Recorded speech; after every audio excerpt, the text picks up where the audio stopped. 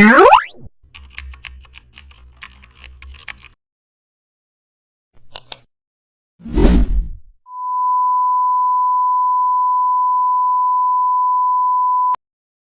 back to the channel. Don't forget to like, share and subscribe for more updates.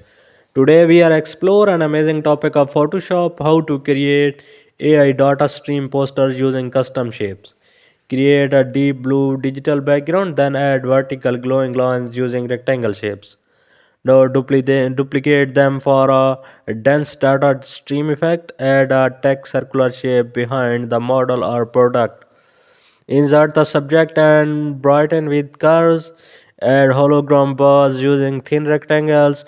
Give them soft outer glow. Add binary code text lines and reduce opacity. Now add floating hexagon shapes for a tech feel. Then add dune blue and cane glows on edges. Insert AI headlines using futuristic fonts. Add a subtle digital noise textures.